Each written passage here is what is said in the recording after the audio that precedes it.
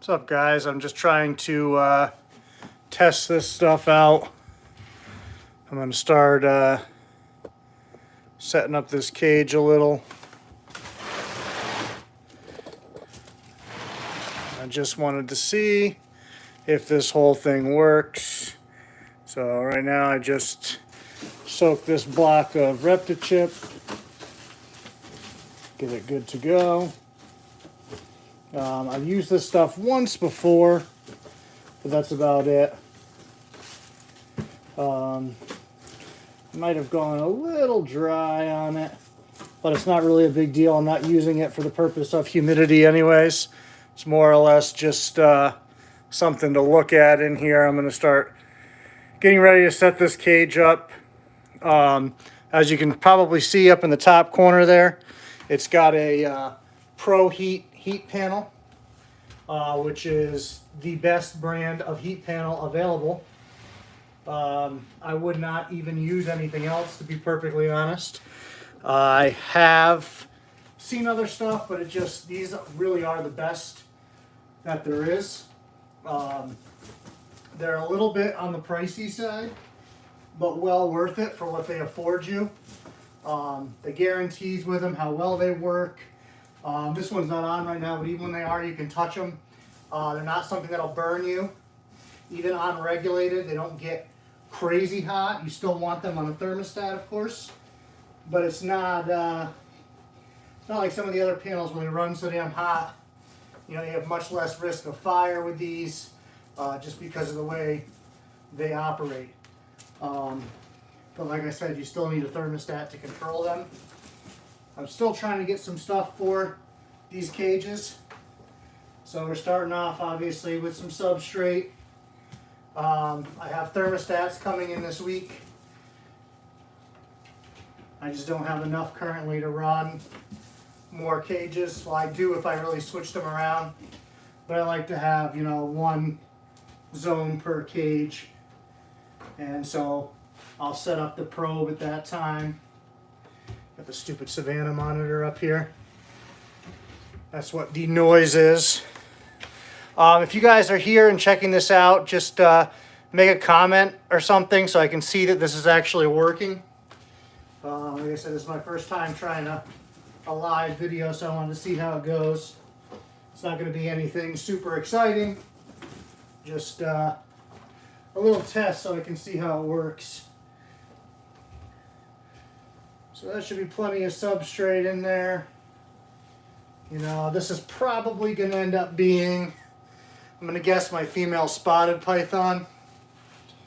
Like I said, if any of you are there, if you could leave a comment. I'm not seeing any comments, so I don't know if you're hearing me, seeing me, if nobody's there. I have no idea how to use this. That's why I figured I'd go live on something that didn't really matter much and try to figure it out. Let me just grab her real quick. She's not going to go in here now, obviously, because it's not hooked up and everything. But the rack she's in is right over here. So I'll put her in here just for a minute. See what she does with the substrate. And then we'll put her back in her tub after. But I think this is going to be a nice cage for her. And I want to try to get like something that she can climb on. She'll climb a little bit, I think, if she has the opportunity to do so. She does outside if I put her on stuff. You can see she's like, what the hell is going on? I think she's a confident enough animal to do well in a cage like this. I do have questions when I go to breed whether the male will do all right in here or not. He's considerably smaller than she is. But if he doesn't breed, he doesn't breed. Not a huge deal. Not a major thing for me. But it'll allow me to get her a bigger water source. Right now she just has a dish. I don't think she'll swim much, but you never know when she has the opportunity. So I'll do that, get her a little branch. But the nice thing about this, the heat panel, to be honest, I could probably leave her in this cage right now. The cage below it has the boa in it. I don't have the light on down there, so you can't see her. But the heat from the heat panel going up into this cage. Thank you for checking in, Robert. Now I can at least know that that function's working. Much appreciated. Oh, so I see video and audio are great. So it seems to flash the comments on my screen and then they go away. So I have to figure out, there's probably a setting I have to use where I can keep seeing the stream. So maybe I missed several people's comment, and I don't know. Like I said, this is a whole new experience for me. But yeah, she's checking it out, so I think she will like it. Like I said, I could probably put her in here now because the heat coming up from the other one underneath. I actually used this cage the other day. I was soaking a snake, and I had him in a tub soaking, and I actually put him on top of the heat panel in there, which worked out perfect. It got the tub that it was in to like 82 degrees. I actually wasn't really soaking it. I had it on like soaked paper towels. I was trying to get a stuck eye cap off, which worked. So that cage is staying in the like, you know, low to mid 80s anyways right now without heat to it, just from the heat in the panel underneath. So that's another thing to keep in mind, and also why, you know, you want to regulate with a thermostat, because, you know, you have to consider the fact if you have cages in a stack, the ones that are higher up are going to get warmer than the ones that are on the bottom.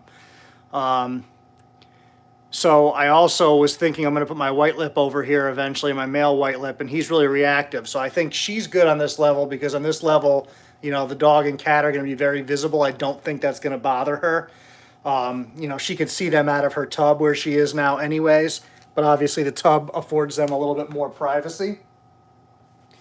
So we'll see what happens, but I'm thinking her down here.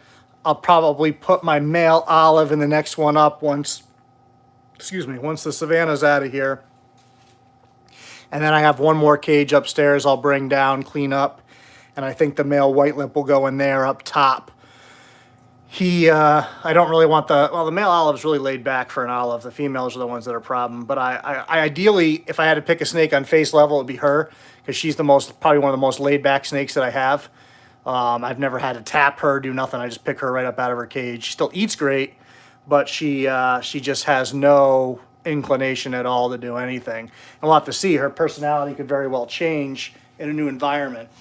But yeah, you can see she's going up. So I think giving her climbing opportunity will be good. You know, right now, obviously, she's just checking everything out. You know, smells and the whole area. But that's also part of the reason why I want to move her.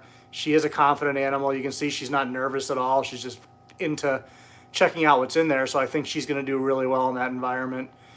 And I'm not really a big hides person. Most of my snakes don't have hides because, you know, I have their enclosure set up in a way that they are afforded some natural privacy.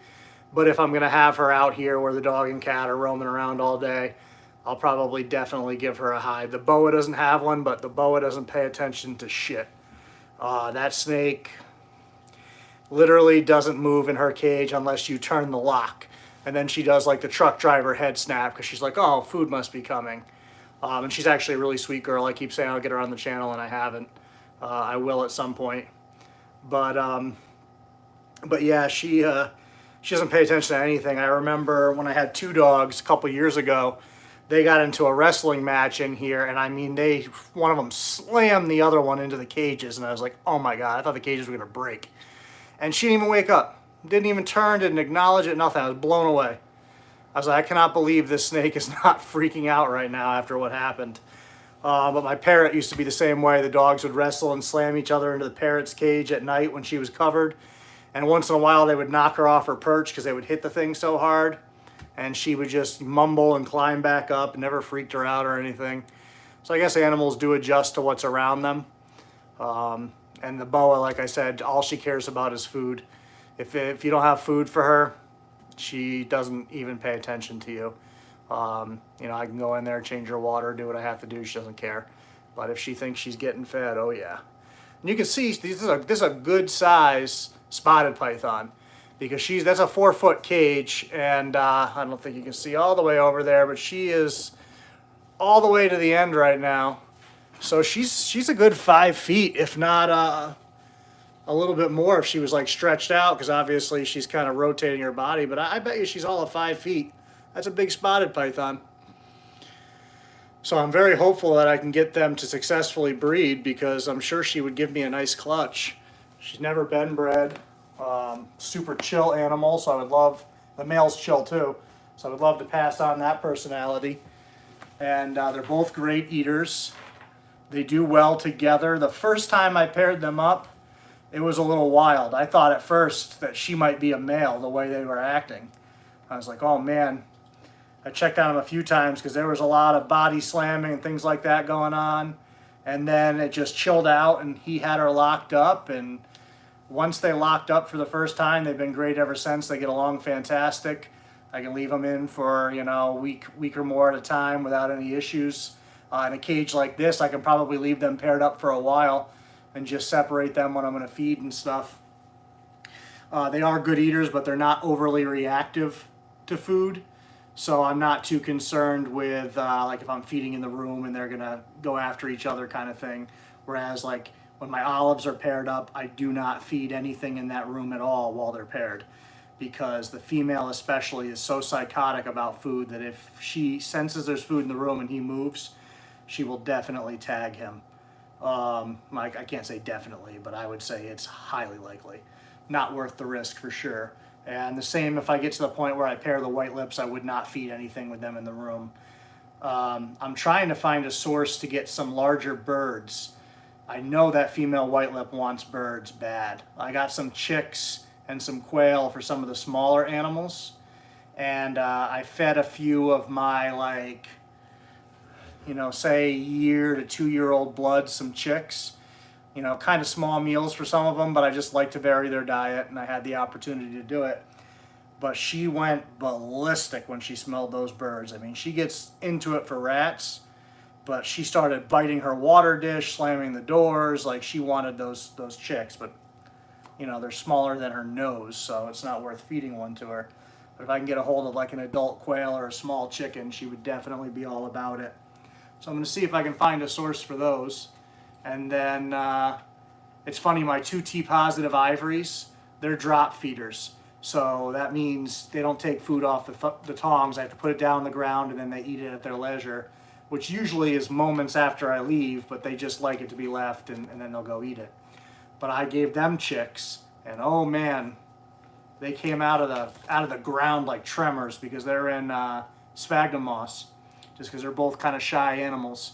And like I said, it was like tremors. They came flying out of there. I'm enjoying just watching this girl cruise around in there and check it out. Cat, get out of there. Go. Yeah, no, that's not me calling you over here. It's me trying to get rid of you. Go, come on. Just don't want the snake to come back around. Can't quite see her. There she is. Just cruising around, checking it out. If it was a little bit warmer, I'd probably just leave her in there. I'd throw her water dish in there and let her chill in there tonight and check it out. But I want to get it rigged up a little bit better. Like I said, it's warm enough she wouldn't get sick or anything, but it might cool her down a little bit more than I want to yet. I don't want to start cooling her this time of year. But it'll be nice to have her in there, have her out of the rack that she's in. I also eventually may want to put my female water python in one of these cages. The biggest question there, the male is super, super, super shy. He won't even eat if the lights are on in the room. Like, it has to be quiet for him to eat. I have to feed him at night. And even with that, he'll eat like 2 out of every 3 times typically, which the Savannah Monitor loves, because if he doesn't eat his rat overnight, that's who gets it. But I don't know that he would breed in a cage like that. I don't think he would. So even if I do move her into a cage like that, I would probably put her into his tub to breed. And they look identical, but the nice thing is they have 2 distinct personalities. They're both flighty as hell, but he will not bite and wrap food, and she will. And I mean, she comes out of the tub for food. So it's very easy to tell them apart that way. And then just, he's a lot more nervous in hand. She's flighty, but she's not apt to turn back and bite, whereas he's a little bit more apt just because he gets so nervous about it. Weirdly enough, though, she's the more nervous animal outside. Him outside, he pretty much just freezes or will check things out a little bit. She takes off. I would love to get them outside for pictures. I shared some videos of them on my Instagram recently. They haven't been on the channel because I can't just sit and hold them. Neither one of them will tolerate it. And outside, you know, she takes off, and I don't trust him not to take off. He hasn't before. I've only had him outside a couple of times. Once I get the lawn mowed, though, I might try him outside when I can more easily grab him if he takes off, because they are fast, which I learned the hard way. I am fat and slow. I'm used to my bloods and short tails, and I can catch them all day. You know, that spotted python right there, I can catch her all day. Those water pythons, they got some wheels. That female was out. I was running full sprint after her, and I barely got a hold of her tail. If she got like another foot away, there was a big hole in the ground, and she probably would have been gone on me. I would have been sitting out there waiting for her to come back out. I probably could lure her out with food. She's a fatty. I'm going to slide these doors over, so if she wants to come back out of there, she can. I'm going to take her out soon anyways and put her back into her cage. But you can see I did that whole cage with the Reptichip block, and you know, there's still a decent amount left in there. I probably used, I would say, less than half to do that cage. So I would say, you know, if you put it kind of sparingly, you could probably do 3 cages, generously 2 cages, and then maybe like a, you know, a 28-quart tub or 2. Like I said, I haven't used it a whole lot. I used it once. I have that blood python female that sheds poorly, and I have tried like 12 different substrate combinations with her, and Reptichip was one of the things I tried, but she didn't have good sheds with that either. So she's just a pain in the ass. I bathe her, I change her water twice a day, you know, try to make sure she has plenty of fresh water, stays hydrated. I've done straight sphagnum moss in her whole cage, so she's in a gigantic humid hide and still bad sheds. It's just really weird. She's gotten a little bit better, but it's taken like 3 years. Ever since she laid that clutch that Ron Burgundy is from, she's just had horrible, horrible sheds. All right, kiddo, you ready to come out of there? Be interesting to see if she gets pissed off when I take her out of there. She's having a little playtime right now. But like I said, I think she's going to do great in here. She's just such a confident animal. Aren't you? Just such a pretty Cape York. Let's see what she does when I touch her. No, she's fine. But like I said, I think she's going to like it in here. Right? What do you think? You like it?